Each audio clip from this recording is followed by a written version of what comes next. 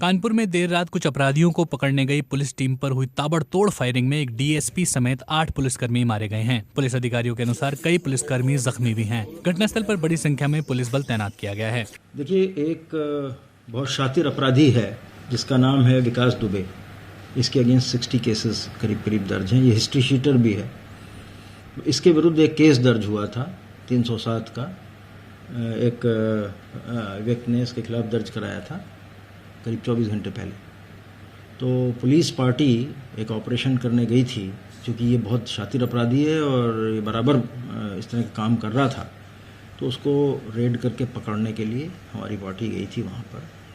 और इन लोगों ने वहाँ पर जेसीबी लगा दिया अपने गांव में, जहाँ पे पार्टी जा रही थी, जिस कारण गाड़ी वगैरह ऑब्स्ट्रक्ट हुई हमारी।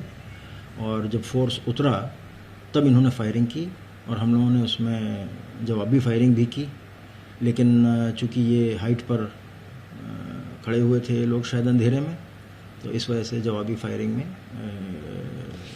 हमारे आदमियों पर गोलियां लगी हैं, जिसमें 8 आदमी शहीद हुए हैं, जिसमें हमारे लोकल सीओ साहब भी हैं और उनके साथ 3 सब इंस्पेक्टर्स और अन्य 4 कांस्टेबल्स हैं जिनको वीरगति प्राप्त हुई।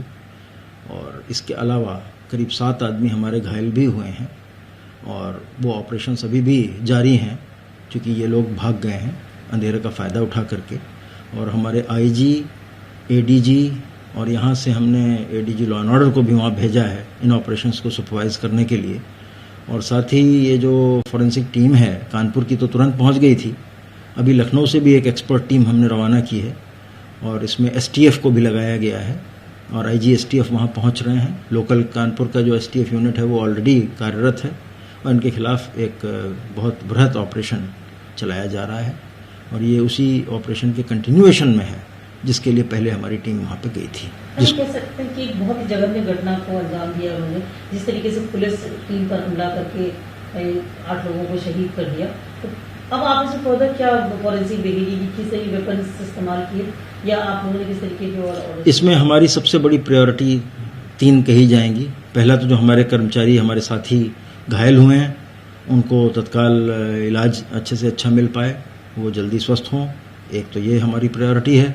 दूसरी प्रायोरिटी इस ऑपरेशन को जो कंटिन्यू कर रहा है, करते हुए न केवल इस अपराधी वरन इसके जो साथी हैं जो इसमें शामिल रहे हैं उनके खिलाफ कार्रवाई करना हमारी दूसरी सबसे बड़ी प्रायोरिटी है।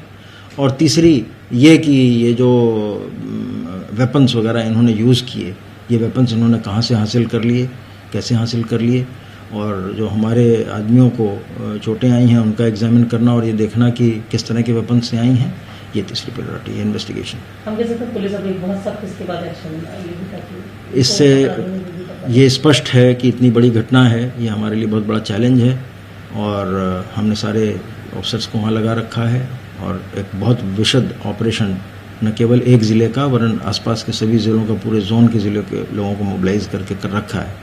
उसको हम बहुत सीरियसली ले रहे हैं। इससे बड़ा चैलेंज हमारे लिए नहीं है कोई। देखिए, रात्रि में जो घटना हुई थी जिसमें 8 पुलिसकर्मी हमारे शहीद हुए थे, उसके बाद पूरे कानपुर नगर की पुलिस फोर्स को सड़कों पर उतार दिया गया था और लगातार कई टीमें बना करके हम लोग कॉम्बिंग कर रहे थे।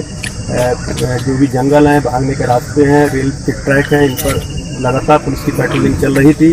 इसी कॉम्बिंग के दौरान आज सुबह जो है अपराधियों की पुलिस से मुठभेड़ हुई। अपराधियों ने पुलिस के ऊपर अंधाधुंध फायरिंग करी, जिसमें हमारे 2 पुलिसकर्मी घायल हुए। जवाबी गोलीबारी में 2 अपराधी मारे गए हैं और उनके पास से वो हथियार बरामद हुए हैं जिससे रात्रि के समय में उन्होंने पुलिस पर गोली चलाई थी। और एक पिस्टल जो हमारे पुलिसकर्मियों के लिए लूट ली थी वो भी इन अपराधियों से बरामद हुई है। 3 अपराधी अभी और हैं जो इन जंगलों में अभी छिपे होने की संभावना है। पुलिस उनकी भी कॉम्बिंग चल रही है और उनकी शिक्षा लगी है। देखिए, अभी जो 2 अपराधी मारे गए हैं, इनकी पहचान के लिए गांव वालों को बुलाया गया है, वो इनकी पहचान करेंगे, तभी इस बात को कंफर्म करते हैं। सर, एक सवाल उठ रहा है जिस तरह से एक बड़ा अपराधी है उसको जो पकड़ने के लिए टीम भेजी गई थी, क्या कहने की वो तैयारी से नहीं आई थी कि जिस तरह की? देखिए, इस पर बाद में चर्चा होगी। अभी मुख्य ध्यान हम लोगों का है कि जो अपराधी हैं वो बचने ना पाए।